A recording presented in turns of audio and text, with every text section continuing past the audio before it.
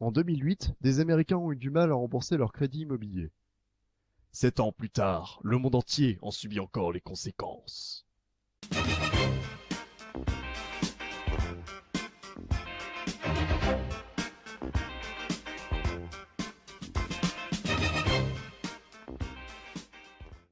La crise, un mot qui fait peur. Nous allons dans cette vidéo apprendre ce qu'est la crise. Et pour ce faire, nous allons nous pencher sur sa définition. La crise économique est un ralentissement brutal de l'activité économique générale. Elle a pour conséquence une augmentation du chômage et des faillites, ce qui provoque des tensions sociales. Celle de 2008 n'est pas la seule, loin de là. Alors pour vous, quand a eu lieu la première crise économique? Au XXe siècle, au XIXe siècle ou bien au XVIIIe siècle?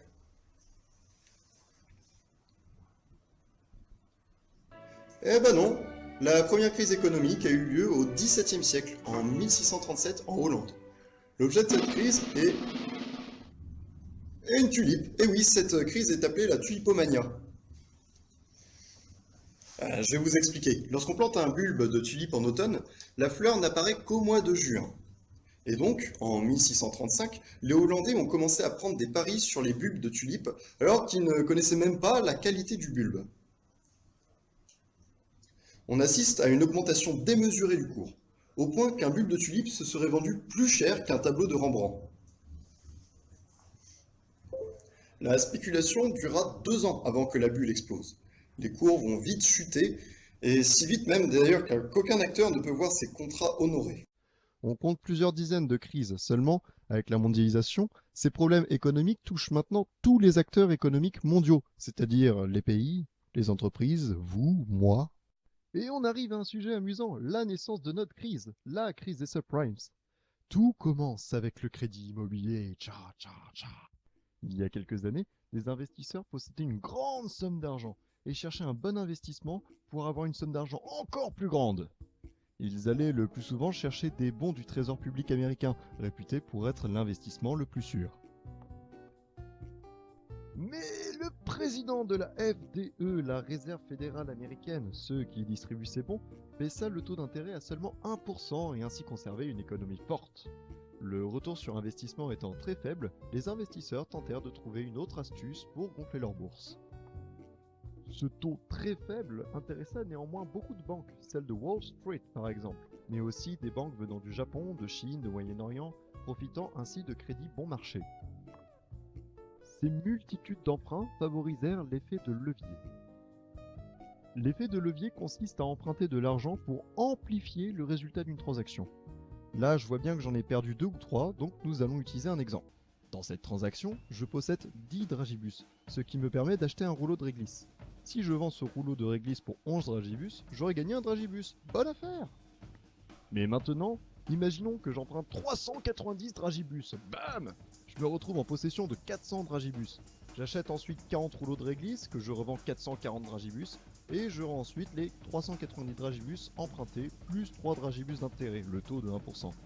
Si on retire les 10 dragibus que j'avais au début, je me retrouve maintenant avec un profit de 37 dragibus. La bonne affaire.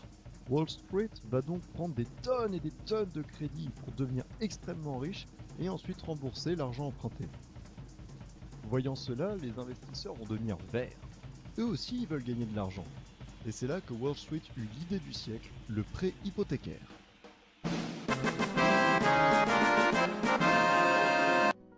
Les banques vont emprunter de l'argent à la FDE pour le prêter à des familles qui recherchent un logement avec des taux d'intérêt variants suivant les capacités de remboursement. Ces prêts sont ensuite vendus en bons aux investisseurs. Tout le monde y est gagnant. Les banques vont donc emprunter beaucoup d'argent pour créer beaucoup de prêts hypothécaires et ainsi gagner beaucoup d'argent. Alors monsieur, c'est très simple, hein. Vous avez juste à signer le document qui se trouve ici. Donc je voudrais que vous me fassiez une signature ici, ici et ici en notant lu et approuvé et avec la date. Très bien. Je vous en prie. Mais rapidement, toutes les familles qui remplissent les conditions requises pour obtenir un prêt en ont déjà un. Vient ensuite les fameux subprimes.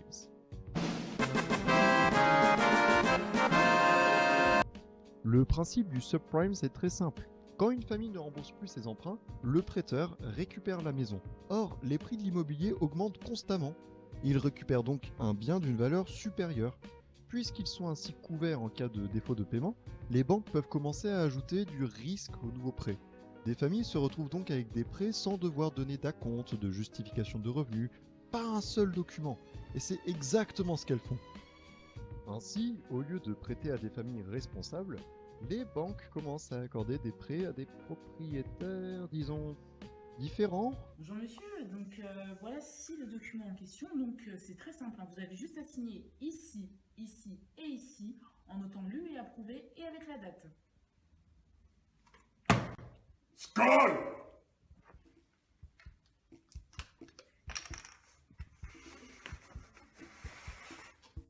Le système marchait bien. Personne ne s'inquiétait car dès que l'on vendait le prêt à la personne suivante, donc aux investisseurs, cela devenait son problème. Les banques vendaient les risques. Sans surprise, des familles ne remboursaient pas leur emprunt.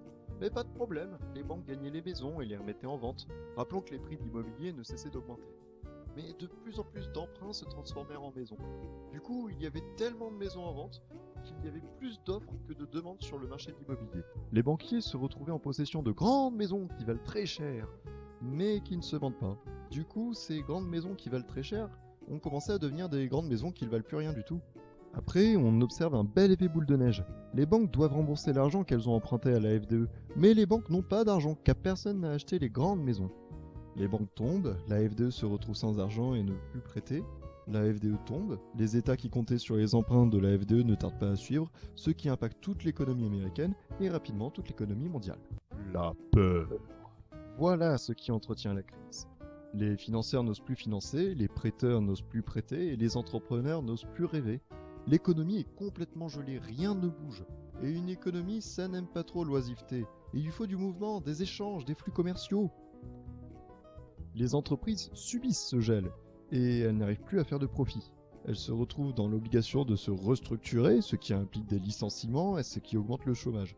Et vous pensiez que ça s'arrêtait là? Eh ben non! Les chômeurs coûtent de l'argent à l'État, ce qui rajoute des charges au budget de tous les pays. Tous! Vive la mondialisation! Mais finalement, qu'est-ce que c'est la crise? Regardez cette image et trouvez-moi une crise. Allez, j'attends. Allez, bien vu, nulle part. La crise est purement imaginaire, c'est juste un mouvement de groupe. Mais un mouvement de groupe qui abîme bien l'économie quand même. Alors, comment s'en sortir? Bah, c'est pas si simple, hein. Le seul moyen de faire disparaître la crise est de l'ignorer. Si tout le monde l'ignore, les prêteurs, les emprunteurs et les entrepreneurs seraient moins frileux, ce qui redonnerait un coup de boost à l'économie. Oh, dit comme ça, c'est beau, hein, mais il faut réussir à convaincre tout le monde, car tous les acteurs mondiaux doivent y participer.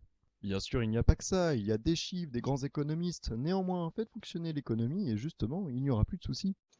Nous vous remercions d'avoir regardé cette vidéo en entière. Nous remercions également nos professeurs, mais aussi Déborah qui jouait le rôle de la banquière lors des mises en scène. Nous tenions particulièrement à remercier aussi personne pour le financement de cette vidéo. Ouais, vous savez bien, c'est la crise!